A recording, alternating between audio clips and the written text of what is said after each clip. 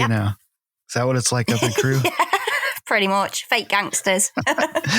I'm one of them. Tell me a little bit about Crew. I don't know anything about where you live out there. It's just like London. No, right? No, not at all. There's no Alan Sugar. There's no tall buildings. There's no fast pace. Like, we don't interact with people. There's no tube. So it's like a town with like dirt roads and little stone cottages. No, that would be cool. That's Cornwall. Okay. So it's not midsummer. No. All right. Well, so we're on episode 3 here, and I guess we're holding to our promise of making it a weekly show finally. Seems to be anyway. Touch wood for now. Is that what you guys say? Touch wood? Do you not say that? We say knock on wood because I think touch wood's probably a little provocative over here. That's so weird to me because you guys say fanny pack like it's just an everyday thing, right? How can you say fanny pack? I like your fanny pack. How can you compliment another human being's fanny pack but not say touch wood? Well, I don't think anybody like really wears those anymore. Oh, shut up. There's loads of them people in London, American tourists with fanny packs walking around taking pictures of Buckingham Palace. I've seen it on Facebook. I know that. Maybe. I don't know. I don't think I've owned a fanny pack in, I don't know, maybe since I was like a young kid. Whatever. I know that there was like a resurgent of it, you know, like probably like teenage girls or something a couple years ago. But I don't know. That was always a weird thing and a funny name. But yeah. Good point. Yeah. Fair point. Yeah, Touche. there you go. Fair point. Well made.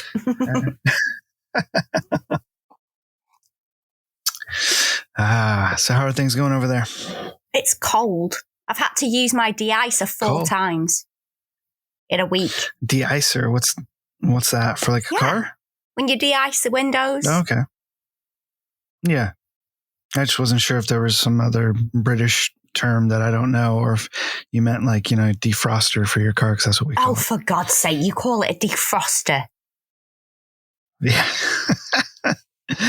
Maybe that's just California because we don't really get ice, I guess. I mean, we do, but it's like occasion. Defroster sounds like a transformer. I would love to be like, did you use your defroster this morning? Yes, I did. Front and back windows. It does sound like a transformer. Yeah, we just de-ice. It's not that exciting. It's like every day. De-iced again, yeah. Now, how cold is it there? Well, I'm cold all the time, so I can't really judge that. Right. I think that's a woman thing. I think most women are cold all the time. I walk around Spain. Ladies have bad circulation. I walk around Spain in like a hoodie. You know, them dead shit hoodies that are like, I love Barcelona or whichever part of Spain it is that you're in. And they're like luminous pink. I always end up wearing one of them. Is it typically warm there? Oh my God, it's so hot in Spain. And I still, as soon as like we're near the water, I'm like, straight, I need a hoodie. Straight, you're going to have to go and buy me one. But is it like warm there year round though? Or just you guys only go in the summertime or something? It's warm like all the time. Even in winter, it's warm. Oh, okay. Interesting. Yeah. Oh, wow. That's kind of cool. Yeah. Not for me, somebody that doesn't like summer, but I'm a winter person. I like summer when I'm there. I like the heat when I'm there because I picked like a week where I'm okay to be warm. So I've planned to be warm that week. It's like we're going on holiday. I'm happy to be warm that week, but then still on. I'm still not. Mm-hmm. Yeah. Yeah, I get it. I mean, Shawnee's kind of the same way. And you know, she loves summer and the beach and all that kind of stuff. And I'm kind of the opposite. Not that I hate summer or the beach or anything like that, but I just really like, I don't know, I guess the beauty of winter, and I like the cold and all that kind of stuff. But yeah, she really wants to go to Hawaii, or I think now she's thinking about like Fiji. Oh, that'd be so cool. Well, that'd be so hot, but that would be really groovy. Yeah. But then I talked her into buying a house in Illinois, which, right now it's 28 degrees there. So, she loves the summertime, but I talked her into going to a place that's freezing. How did you do that? Was she drunk at the time? She might have been. It might have been maybe that's the only time I can talk her into stuff. I don't know. Yeah, but it gets pretty cold there. How cold does it get where you're at? Oh, I don't know, because you have a different bloody measure, don't you? You do Fahrenheit. Oh yeah, we do. You do Celsius. So, well, okay, conversion time. Maybe that's a new feature we got to bring up on the podcast. Conversion time. So, yes, okay. So, Fahrenheit to Celsius conversion. My son could do this because he's like into computers and shit. So, he's always talking in Celsius, and I'm just like, "What are you talking?" I was like, "No way, it's that. No, that's not right." He's like, "Celsius, Dad." And I'm like, "Okay, duh." I get it. Celsius, Dad. And I'm like, "I don't know what that is." Then, all right, Celsius. What? How cold does it get there? I in drove Celsius? to work the other morning, and it was -4. Okay, -4 sounds excruciatingly freezing here. I de-iced but it's only a lot. I had to have my heaters on. I wasted so much petrol. I had de-icer. I had heaters. Man, it was all going on. Even my special window heaters. Yeah. I had to click them bad boys on as well. Not just normal heating. Yeah, I mean, do what you got to do. You got to stay warm. You got to survive the drive to work. You can't just pass out. I had my gloves on as well, my fingerless gloves, which are about as much use as a chocolate bloody fire guard. But I had my fingerless gloves. I know. I think this is so silly. My daughter desperately wants those fingerless gloves. Oh my God! I have 100 pairs at work. Fanny packs. Would you like me to send her some? Because there's 100 pairs at work going spare because they're shite. Maybe. She's rather picky though, so I was just going to buy her some gloves and cut the fingers off. I mean, they'll unravel. Isn't that how you used to do it? Right? Unravel, like in the 80s, Jason, they'll unravel. That's all right. I don't care. It's more authentic. So I'm learning things though. So Celsius, -4 degrees Celsius is 24.8 degrees Fahrenheit here. Right? So as cold it is for you, that's what it is in Illinois. It's 28 degrees Fahrenheit. So it's only 4 degrees difference there. So maybe full gloves, not fingerless. Yeah. Right? Yeah. And here where I'm at right now is 50 degrees Fahrenheit, which is going to be 10 degrees Celsius. Oh, shut up. Show off. Slightly warmer. That's not, it's slightly warmer. Maybe it doesn't call for ice. You don't need to defrost. So. Right. But, it can get cold out there. And I think this year is going to be pretty strange with how the weather's been here in California. We had very dry summer the past couple of years, and we've been in a drought, and I don't know. I think it rained for a little bit, but I was expecting it to rain a lot more than it did. So I don't know. Well, it rained so much over here. You could buy a bloody canoe and get use out of it. Yeah, I think they should put a pipeline where you guys just send us water from Crew all the way over to California. You guys could be famous. All right. Well, let's get into the drink for tonight. Yay! Okay? Ready for that? As you roll a cigarette and open your Budweiser. I've already opened my Budweiser. I am a professional. All right. So tonight's drink is called The Dark Side. Ooh. And it looks pretty cool too. It looks like a glass of cherry juice. Ew, cherries. Oh, stop it. It looks pretty though. I don't know what's in it yet. Let's see. Oh, you're going to like this though. Really? You know why? Yeah. Because it's gin. Oh, okay. Yeah. And it's a good amount of gin. Okay. I'm in. It's 2.5 ounces of gin. Yikes. And it's 3/4 ounce of Barolo. Shit. God. Barolo Cinato. What? Barolo Cinato. I don't know.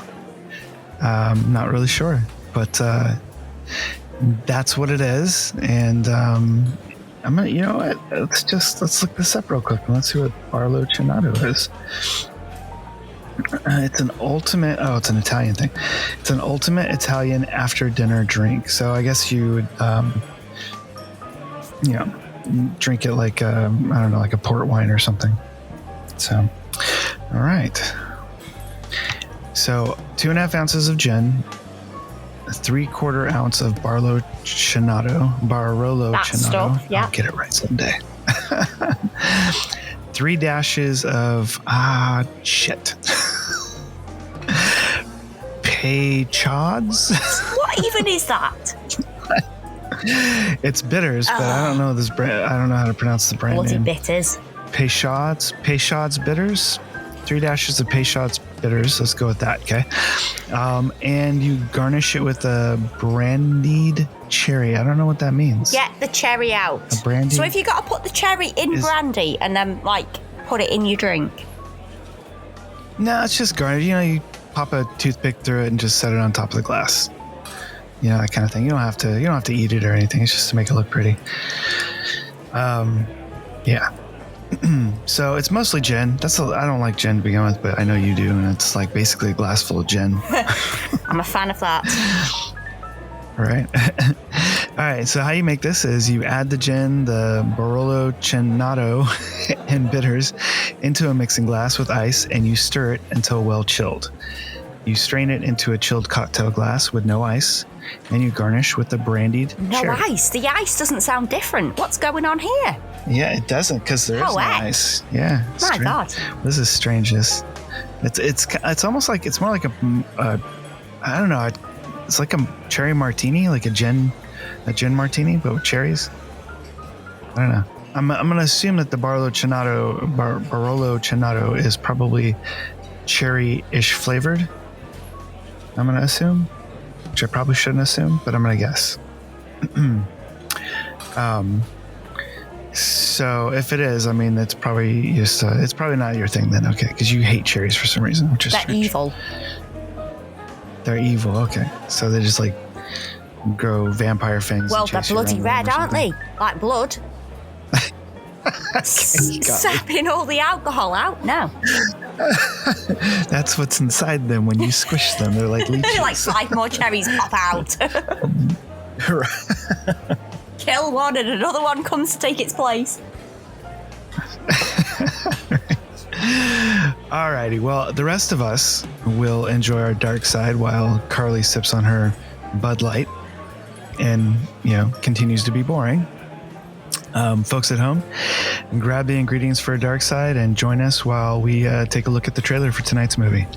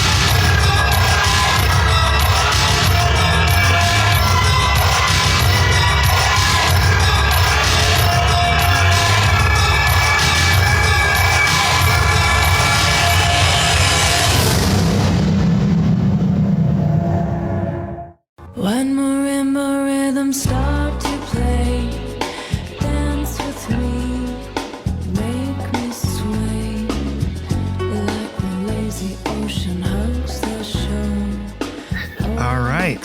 That was the trailer for the 1998 film Dark City, directed by Alex Proyas of The Crow fame, and stars Rufus. Oh, shit. I've never heard anybody say his name that I can recall. So I know him well, but Rufus Sewell? I would say it's Sewell, but that's possibly not right. I also have never heard anyone say his surname. Yeah, I don't know. Okay, let's go with Sewell. Rufus Sewell. That sounds like he's captain of a fishing ship or something. But we'll go there. Maybe he's got a boat at the dock at Shell Beach. And it stars Kiefer Sutherland, Jennifer Connelly, and Richard O'Brien and William Hurt. But before we get into that, we're going to let Carly do her famous in a nutshell synopsis as she searches for her notes. Got it right here. It's on my third page. On your third page, 3 pages of notes. All right. Up in your game. I'm going to have to catch up. I've only got 2 pages. And now it's time for Carly's super famous in a nutshell synopsis. Okay. Are you ready? Ready to go. So my original synopsis was, it's weird. But I didn't think that you would appreciate that. So I added some more. Oh, yeah. That took me by surprise. It's weird. Yeah. But I added some more. Okay, so a sleep-deprived, missed opportunity Superman seeks to unravel the mystery of not only his identity, but also the reason why everyone else is wired and weird. That's a little more complicated. It's a slightly complicated film, love. Not really. I mean, a little bit. I guess. I don't know. I think it's fairly simple. I think it would be even more complicated for you had you watched the director's cut. And for the folks at home, there are 2 versions of this film. There's the theatrical release that came out in 1998, and then in 2008, Preuss was given the chance to do a director's cut version of the film, which was what he had initially intended to be released, with the exception of a few extended. Some scenes were extended, and I think there was some like establishing shots of buildings and things like that were added in, which probably weren't initially supposed to be in the first cut of the film. But I think they, his big thing that he wanted to do was New Line Cinemas wanted to, or was it New Line or Fox? I can't remember, because Fox was a distributor. One of the companies wanted him to make it very clear at the very beginning what the plot of the movie was, which is asinine to me. And when I went to see this film, I missed the first couple minutes of the movie. I was late. And so I never saw that beginning part. And I loved the film. So, and then I was talking to a friend of mine, and he was talking about the opening or whatever. And I was like, what are you talking about? And so for a while, I never saw the film as it was released with that opening narrative. So I didn't really have those issues that a lot of people had with that, or even Proyas himself. And I can watch the director's cut, I think, probably easier than most people. I think there's 2 camps of people with most films that come out like that, where there's a director's version and an original. Or some people either like the theatrical version, and other people are like, oh no, you must love the director's version or whatever. But I enjoy both of them, but I think that the director's cut in this particular case is much better without that opening. Was it because it's been so long since I watched the theatrical version, was it a voiceover, or was it text on the screen? It's a voiceover. Because I seem to remember text. Yeah, Is it? Okay. There's a For some reason I seem to remember text. But I'll be honest with you, I missed the opening monologue also. because I was making a coffee. Really? Oh. And it wasn't until I actually researched the film and looked at the reviews and people were kicking off about the monologue. I was like, well, I missed that shit. I heard somebody talking. Like I heard them talk. Like I heard it in the other room. Yeah. But we should not pay attention. Text or not, don't know. That's funny. And I think that was taken from the director's cut. I think has a scene. And I'd have to go back and watch both of them back to back to be for certain. But I think that opening monologue came from a scene that's actually in the director's cut. I think I read that at some point somewhere over the years. I could be wrong on that because my memory from what I recall seeing the theatrical version was that there was text on the screen and not a voiceover. So maybe the audience at home, maybe they know, am I crazy? Did I imagine that? Is it, the Mandela effect or something? Or was there also a version with text and not a voiceover? I don't know. But I seem to remember there being text on the screen and not a voiceover. So anyway, but either way, I think it's much better without it. And it makes it more mysterious as you're watching it. And I would even, the first time that you like really realize that there's like an alien presence in this movie, I would even cut that out if it was me, because I think that was almost too soon. Yeah, it was quite early on, wasn't it? The reveal. Yeah, I mean, it makes sense about half an hour or so into the film, but it was like, but I wanted the mystery to keep going. Yeah. I think the mystery aspect is so strong that I think as soon as you show that, there's going to be some people that are just going to check out because, if you don't like aliens or that kind of thing, then you're just going to be like, oh, this is stupid now kind of thing. I like sci-fi and all that kind of stuff, so I don't mind it at all. But just speaking as like maybe a director from that side of things, I probably would have cut that first time you see the aliens, and just because I believe like they're up on top of a billboard or whatever, and the back of one of the strangers' head gets like cut off, and then you see like the alien crawl out and die. And then the camera kind of drops down below underground, and you see all of these other strangers kind of discussing. And I think it would have been much cooler if you just didn't even see the alien and you just go underground. You're like, oh, what are all these people under here? Because I don't know if you've ever seen the movie Metropolis, but it reminds me so much of Metropolis.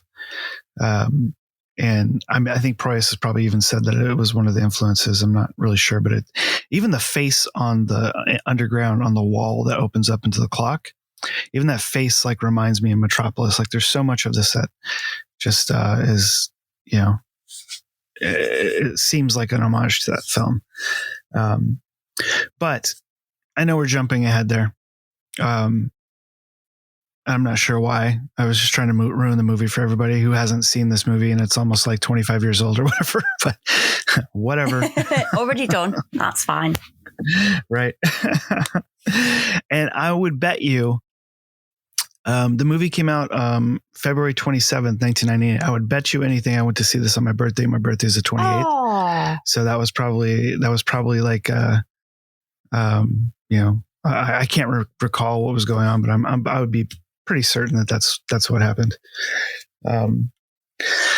Because I don't know. I saw the trailer and I thought it looked amazing and went and saw it, and I've loved this film ever since.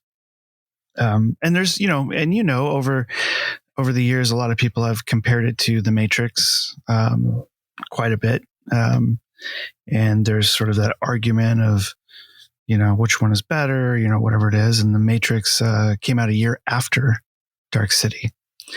And I'm sure you probably already know this, but Dark City was filmed on the Fox lot. I'm sure you do. It was filmed on the Fox lot. All right. And there were no practical locations in this film. Everything was built, the entire movie. Which is pretty impressive. Which is impressive. Yeah. Because, I mean, if you look, there's like huge buildings, and I mean, they built a city, basically. And the few bits of CGI even stands up today. Yeah. Oh, yeah. I was really surprised by that. I remember.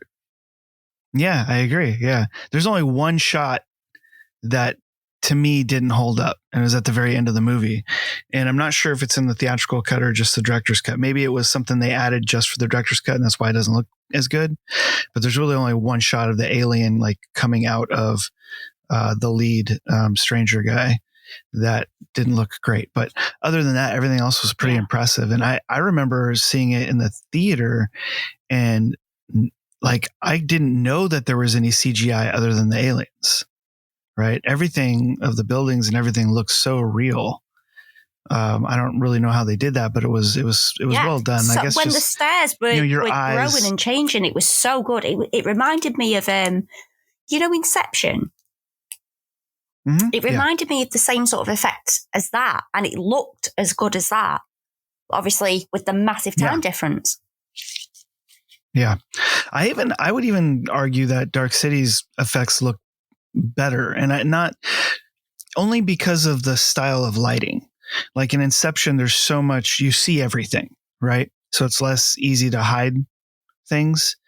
And I think with the style of Dark City being a noir, neo-noir kind of film, and the dark style lighting, and how they incorporated that idea into the plot, I think helped whatever CGI there is in the film quite a bit, to hide or mask it and make it look more realistic. And it was really well done. It was impressive.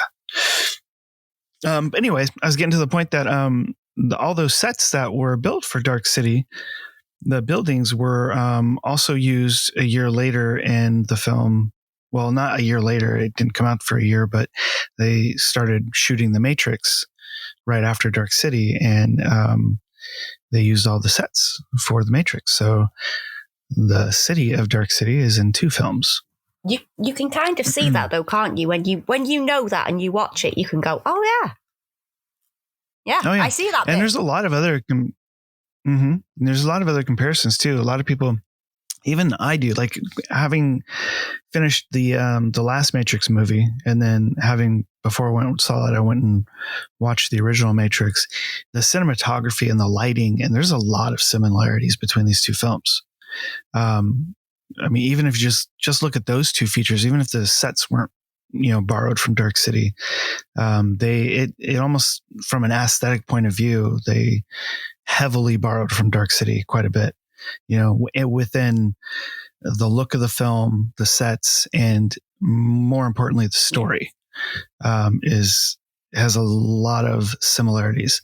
And I remember an interview with Goyer, David S. Goyer, who co-wrote the script, him talking about making Dark City and how excited they were about it, and then it ultimately failing at the box office, and then him talking about a year later how The Matrix came out, and he's like, "Yeah, oh yeah, okay, now I see. That's how you make, you make that idea a commercial success."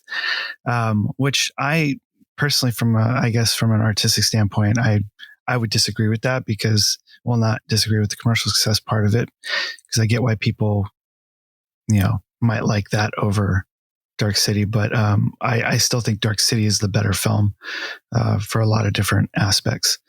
But I think that its time has been pretty good to Dark City. It failed at the box office. It only did about 5 million its opening week.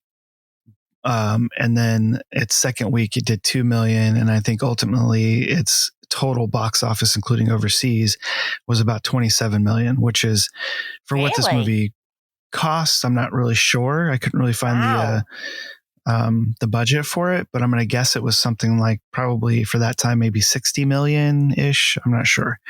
So it's considered a box office failure. Yeah.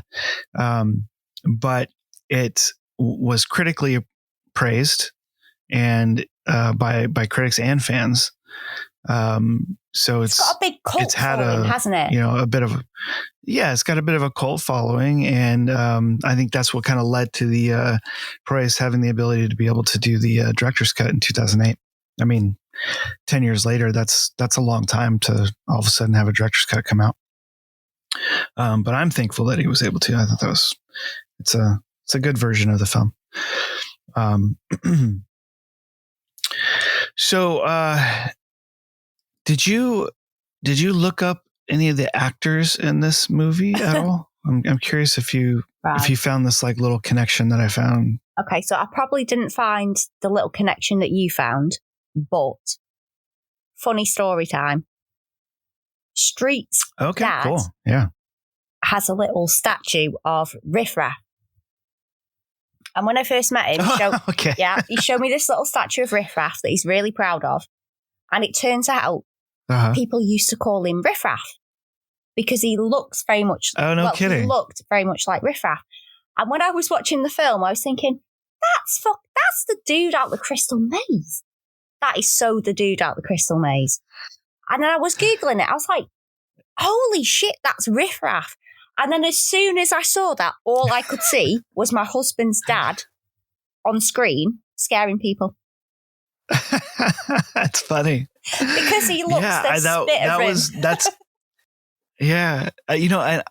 that was one of the, I've got two connection things. That's one of them. Well, actually there's three I was going to bring up that has to do with the cast.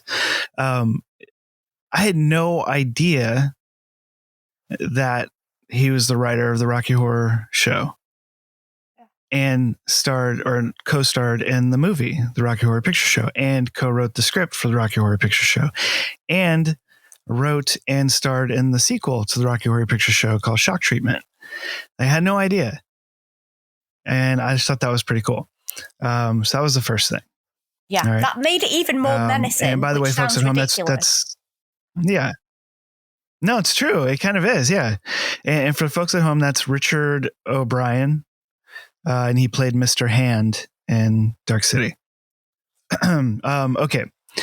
So second kind of cool connection was Ian Richardson. I'm not sure if you know. I'm sure you got to know who that is.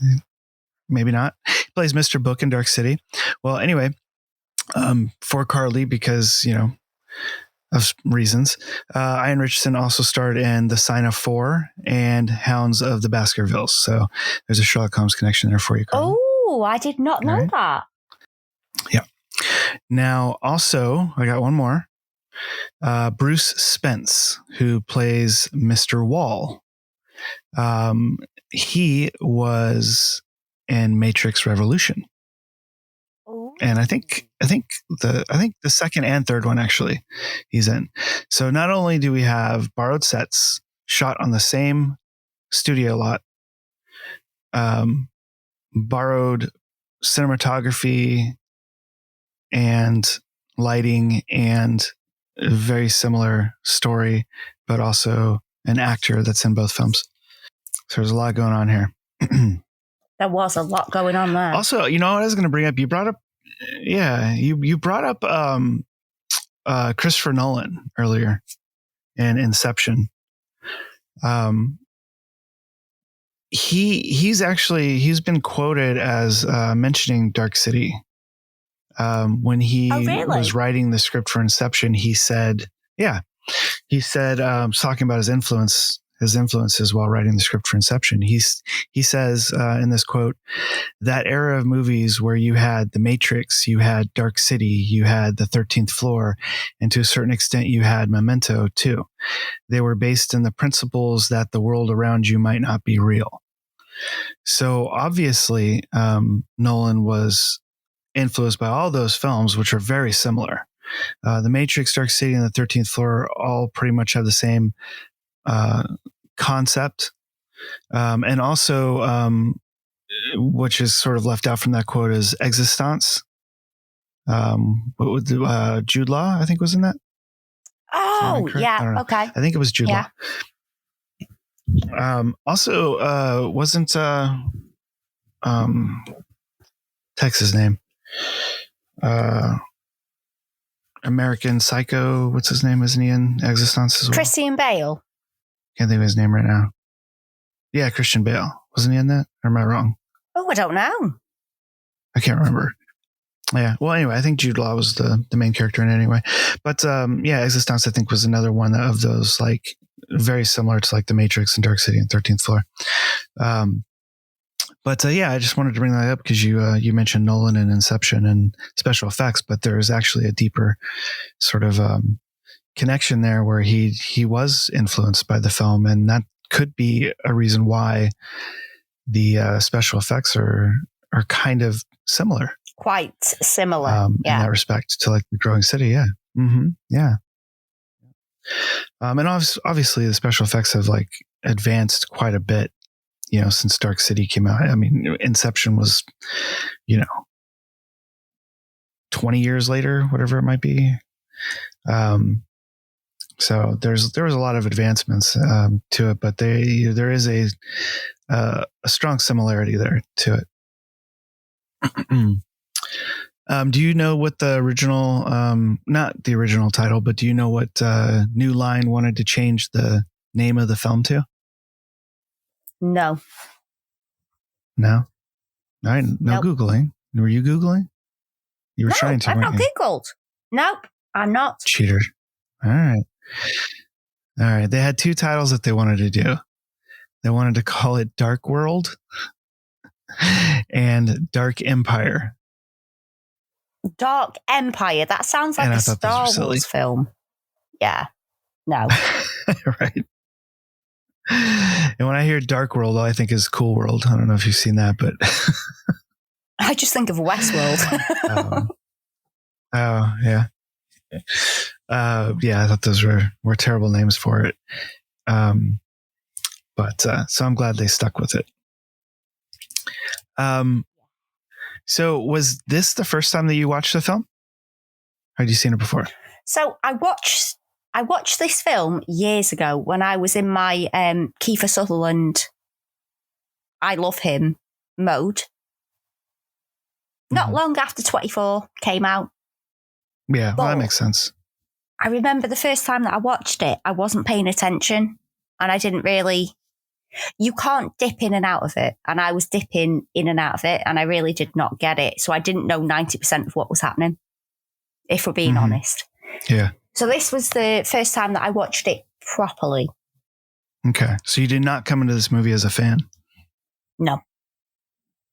I did not. Okay. That's okay. Maybe you're still not a fan. I don't know yet. We'll find out later. We'll find out. Speaking of Kiefer Sutherland, though, Kiefer Sutherland, I think, because at this point, when he did this movie, his career was in a bit of a decline. Like he wasn't as prominent. He was no longer like the A-list star or any of that kind of stuff. And he hadn't really, if I recall, he hadn't really been in much recent to this film. He was in a lot of Channel 5 movies, which is a bit like your version of Hallmark. Right. Yeah. However, whatever reason Alex Proyas decided to cast him in the role of the Doctor, he was originally going to cast William Hurt, I guess, as the Doctor, but eventually cast Kiefer Sutherland. I think it was William Hurt, who ended up playing the detective. I think he was originally wanted for the Doctor, but I can't recall exactly. But anyway, Kiefer Sutherland was second pick, and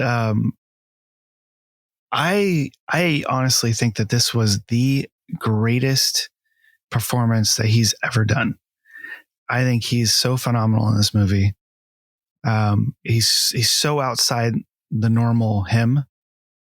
The way he speaks and like has to gasp for breaths, and his little limp thing that he's got going on, everything, like he embodies his character so well that I just thought he was phenomenal. He is the standout performance in this movie. Like everybody in this movie is good, but Kiefer Sutherland, I think, really he's the one you remember in this film, and I think it's and I really feel like this is the best acting effort he's ever given. I will disagree only because have you seen a film that he was in, one of them Channel 5 films, called, it might not be called the same thing for you, but it's called Jet, and he's an air traffic controller who had a plane crash and he has to kind of like come back and like stop a plane crash. Very cheesy, very like paint by numbers, but actually he's amazing in that. And I've always thought that was the best performance that he did. But this is definitely second. Interesting. So a cheesy straight-to-video movie? Yeah, I think so. Was better than... Really? No, but it was because it was him. I'll have to watch it. Yeah, a lot relied on him. And at the time, you have to remember at the time, like, it was very hard for a film actor to be in kind of... The only things you were getting was like Storm with Luke Perry, where it was like, oh my God, there's 5 tornadoes and we have to stop it. It was very sort of like Sharknado. Right. And that particular... I mean, my husband loves it. That particular film, Jet, where he was that traffic, just Sharknado, the director of Sharknado is from my hometown here. I know you haven't introduced us yet. I'm still upset. But I've only met him. I don't really know him. But I don't care. I want a Sharknado T-shirt. Why will you not make this happen? Jesus Christ! I don't know. I got a poster of his first movie, Boo. I want a Sharknado poster. Get you a copy of it. What's a Sharknado poster? Yeah. Well, anyway. All right. So I just looked up Jet for you, and for us over here, it's called Ground Control. It has a really good cast. I'll give you that. It's got a great cast. Do you know what? It's one of them where you put it on and you think it's going to be absolute shite, and it's really good. Yeah. So we got Kiefer Sutherland, Bruce McGill, who I love. I've loved him since I first noticed him in MacGyver. Kelly McGillis, which is interesting from she's actually really good as well. Is she? Okay. Yeah. Robert Sean Leonard from House. Yep. Chrissy Swanson's in it, and the surprise one, Margaret Cho, which is interesting. What year is this movie? I think it was like 98, 97, probably similar time as this. Wow. Yeah. 1998, same year. Interesting. Wow. Well, maybe he was just digging into acting and trying to be a real actor. He did quite a few different, like, I've got a lot of films from that between sort of like 96 and like 99. And he did some kind of, it just seemed like he was trying different stuff. There's one, I think it's called Freeway with Reese Witherspoon. Oh, yeah, maybe. I saw Freeway. Freeway was pretty good. Yeah, that similar sort of time. He was just like, one film he was a murderer, another film he was this, another film he was being dramatic. It was very sort of like throw something on the wall and see what sticks. Yeah, I do remember that movie. Yeah, that's why I was saying that around that time his career was kind of in decline from like a Hollywood standpoint. Like he wasn't doing big movies anymore. So it was kind of that surprise casting to me, but man, did he kill it in my opinion. I'm going to have to check out Ground Control, because if you really think that that's better than what he did in this film, I'm going to look it up. But I really thought it was phenomenal. And I'm a big fan of Jennifer Connelly as well. She was fine. I don't think that she was amazing in this film, but she definitely played the femme fatale to a T. Like I feel like they must have taken a lot of time to get that sort of half eye open, like look, like, you know what I mean? Like she does through the whole film. And her singing the lounge songs. Was that her singing? I thought was really cool. No, it's not really her. I can't remember the artist's name, but yeah, it's not really her. But it's one of the few films where they do a great job with having somebody like on stage singing and it not feeling like faked or overdubbed. So I thought they did a great job with that. And then, what is that? That's a Darren, what the heck's his name? Rat Pack dude. Can't think of his name right now. No, Sway With Me. The song Sway With Me. That's, what the heck's his name? I'm going to look this up now. Dean Martin? Is it Dean Martin? I don't know. I'm just saying names. Yeah, I think it's Dean Martin. I think you're right. Dean Martin. Yeah. You're right. Good job. Yeah. So I thought that was a cool rendition of it, because his is more like upbeat and poppy. So I really enjoyed that one. And you can find those. I think there was a soundtrack that was released for the film that had both of those tracks that she sings on it. which is another weird sort of Mandela effect thing for me. Is I could have sworn to God that one of those songs that she sings, she's wearing a red dress, and she's not. There's like, I think, a yellow or green dress or something, and a blue one. I remember it being in like a gold dress. Maybe it was gold. I don't know. My brain is like yellow or green because I'm colorblind, and then a blue or purple one or something. But my brain is like, I think I'm mixing it up with like Jessica Rabbit or something. I don't know. Cause like, I don't remember there being a blue one at all, but it's such a small, like those little pieces are so small in the movie, but it was an awesome attempt, to add like sort of that noir feel to this film outside of the like, typical, like, pouncing around a dark city wearing a fedora and trench coat kind of thing. I thought it was kind of cool, but I really do like that rendition of the Dean Martin song Sway. I thought that was pretty good.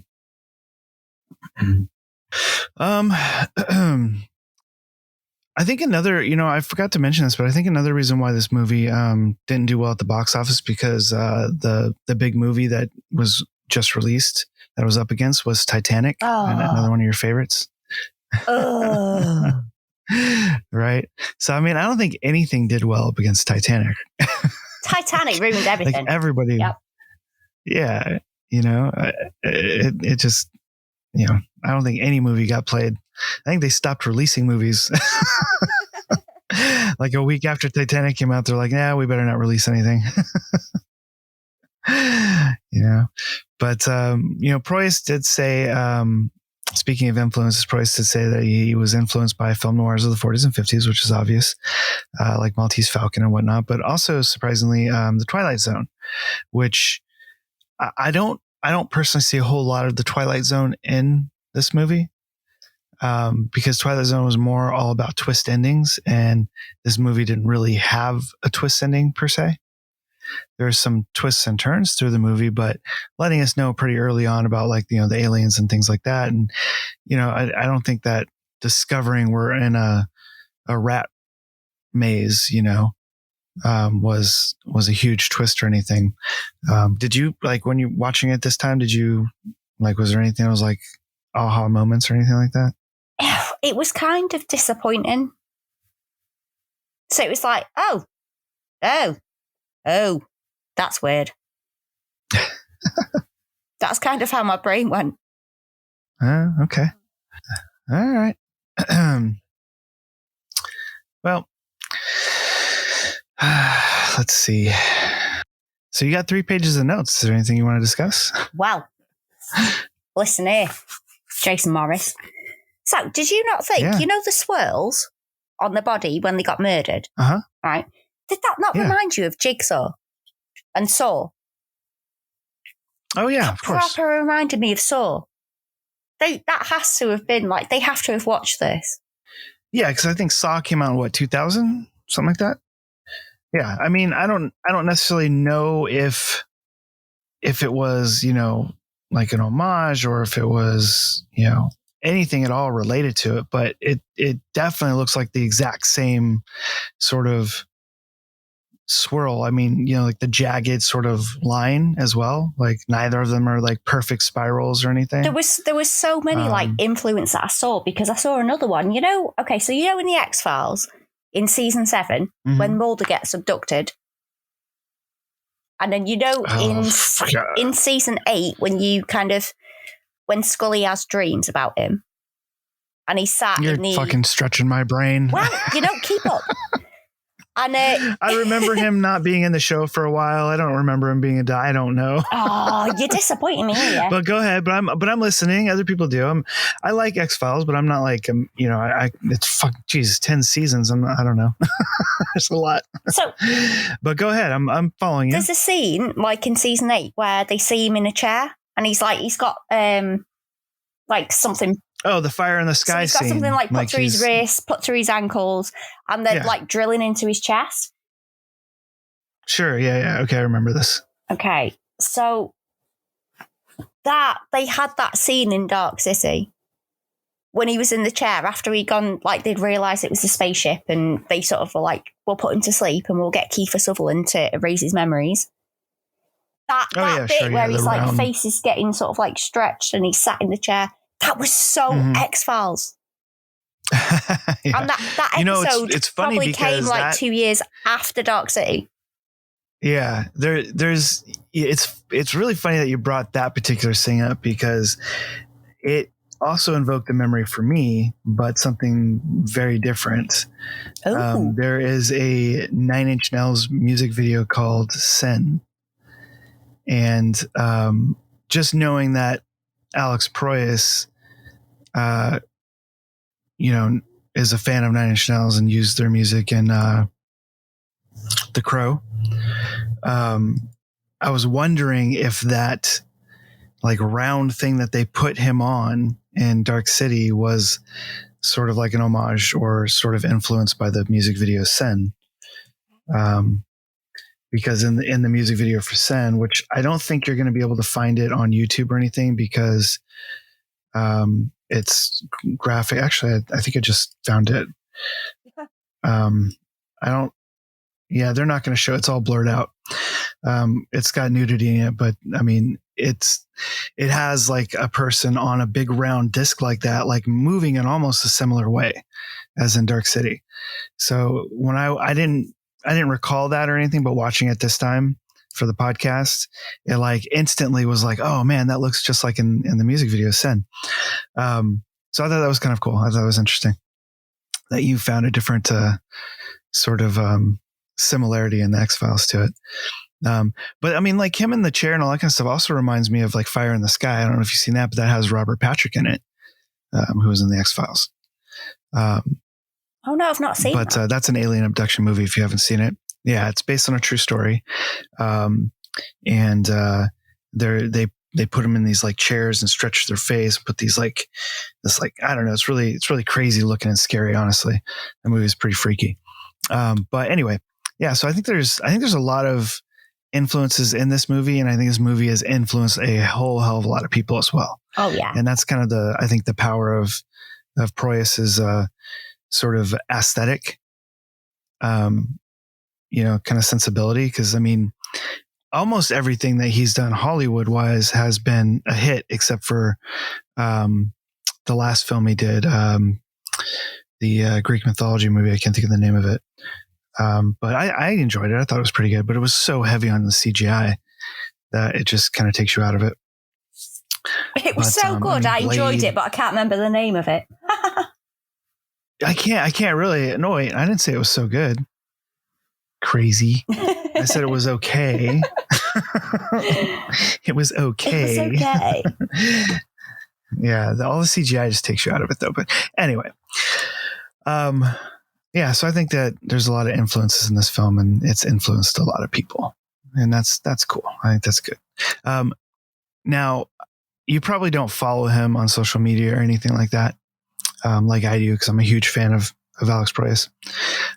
But he started shooting YouTube videos for just helping filmmakers or whatever, just kind of showing a bit of his version of behind the scenes, so to speak, of, I would say, Hollywood or whatnot. And then he started building his own studio in, I think he lives in Australia, I believe.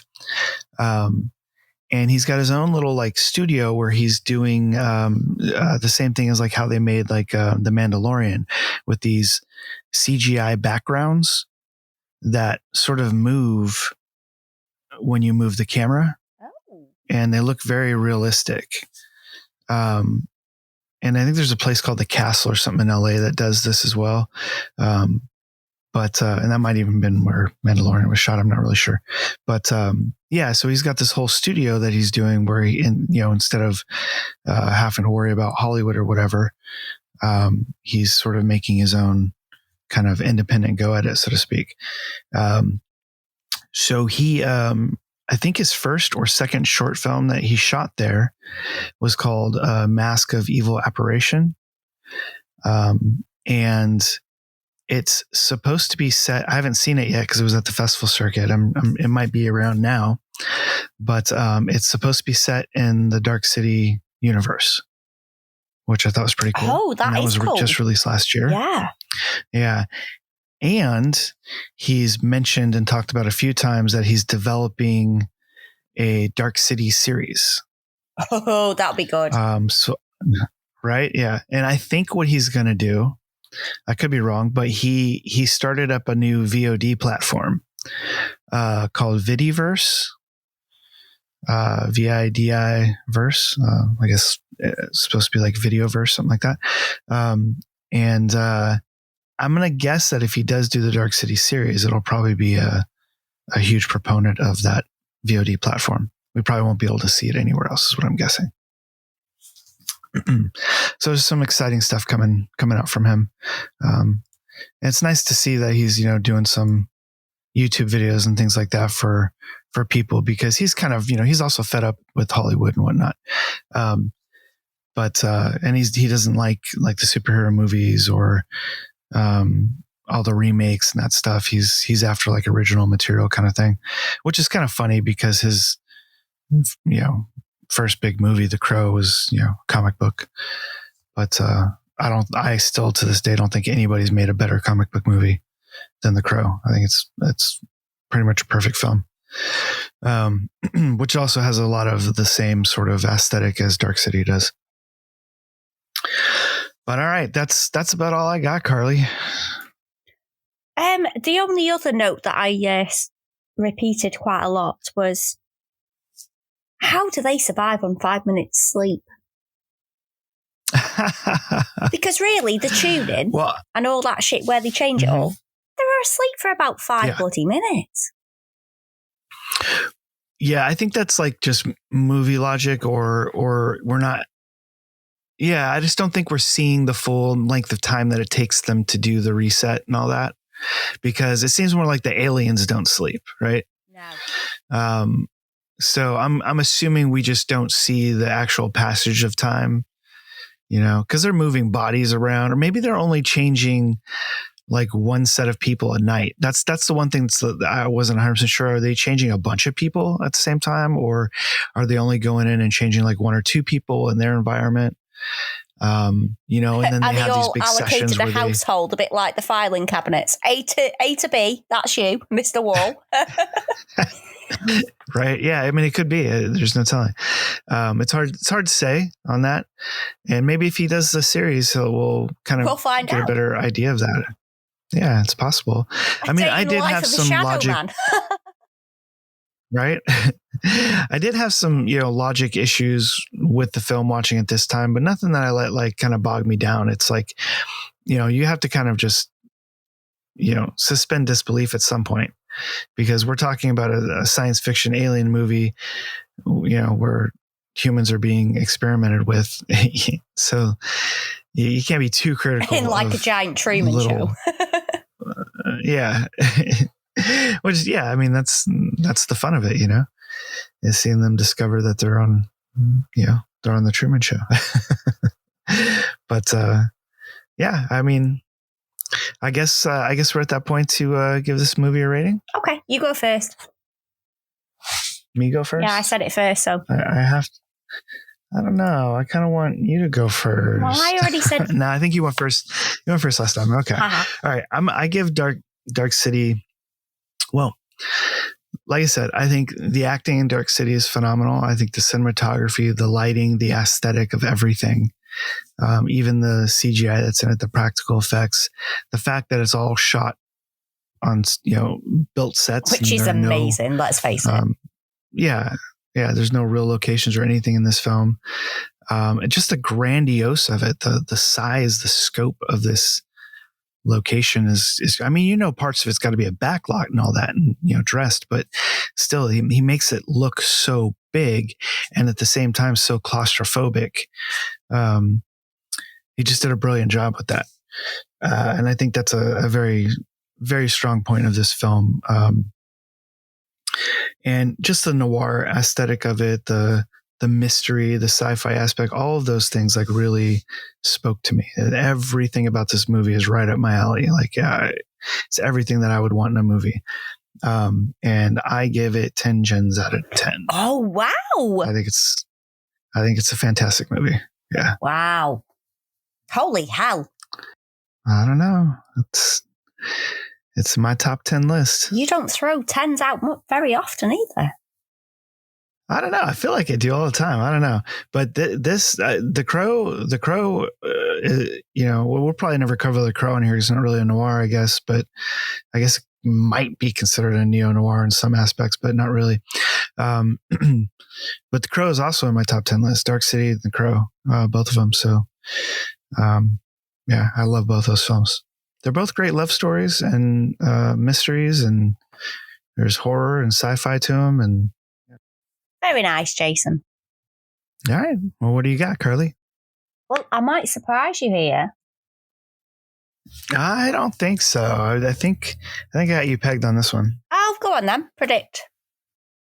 I think you're about a 4 or 5. You are so wrong. Foxed you, Morris. 2? No. 1? No, I would never dare. Didn't seem like you liked it terribly well, but go ahead. I want to hear. 9. Really? Okay. Yeah. That is surprising. Yeah, I give it a 9 because the only thing, which sounds awful, the only thing that I didn't really enjoy about the film was the lead. Uh-huh. Oh, really? Yeah. I found him very boring. But everything else I really enjoyed. I wasn't a big fan of the whole alien fight at the end where little beams were coming out the forehead. But I'm a Superman fan. So it's kind of like beams coming out your head, beams coming out your eyes. That's fine. I can deal with that. Okay. I did. Interesting. The thing that I liked the most about it was the films that I love. I found the reference from them in this, if that makes sense. Mm-hmm.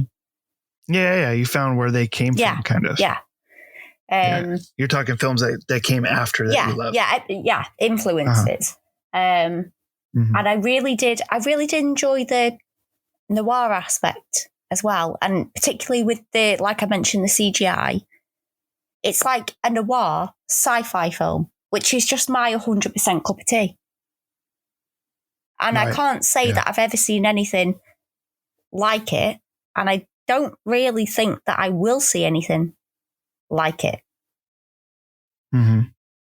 Yeah. So do you compare it to The Matrix at all? No. Do you know what? I didn't at all. I could see a lot of similarities. For example, when all the bald men were gathering, that's very much like reminiscent of Zion and the machine world. So I could see the references where people compare them, but I don't think, to me, it's... What about the use of the aliens? Like there's a line in the movie about the aliens saying, we use your dead bodies as a host. Well, there's also another one when they're doing the tuning, like the tuning commence. That's very much like deja vu in The Matrix. Oh, it happens when they change something and you see a door appearing. Oh, I see. Or a window, yes. Yeah. But if I'm honest, I would look at Dark City and The Matrix as 2 completely different films. It didn't occur to me at all as a similar theme. Oh, interesting. Okay. Yeah, I'm of the camp where I totally see the similarities, and I think Dark City is far superior. Yeah. So I can see the similarities, but no, to me they're kind of like 2 very different films, which I might be being weird, but. Yeah. Well, I think it's funny that people find it easier to swallow or digest or accept that we live in a fucking computer simulation than aliens existing. Yes. Well, maybe this is because I'm a bit of an X-Files fan. So I was like, Mulder's chair. I'm there. Mulder's chair. Right. Right. And then have you ever seen The 13th Floor? Have you seen that one? Because that's very Matrixy. Haven't seen that. You have? Okay, no. You should check that out. To me, that's a pretty good one. I like it a lot. So I'm not going to tell you about it. You should just go check it out. It's got noir aspects. Maybe we can cover it on the show. Yeah. But cool. I'm glad that you enjoyed it. I didn't think that you really would. I thought it might be too strange for you, too weird. It was weird, but I enjoyed the weirdness. Yeah. Okay. And plus, I'm a massive fucking sci-fi fan as well. So I'm quite happy to sit and watch people like firing people out of a spaceship. That's fine. I'm okay. Yeah, but it's funny that that the sci-fi aspects you're not terribly keen on, like the tuning and, all that kind of stuff. But, or the aliens. Yeah, but that was more visual. Like, how horrible must that have been for them to try and like film that? Can you imagine telling someone, so you're going to knock him out with your head, but you can't touch him and beams are coming out of your head? So look stressed.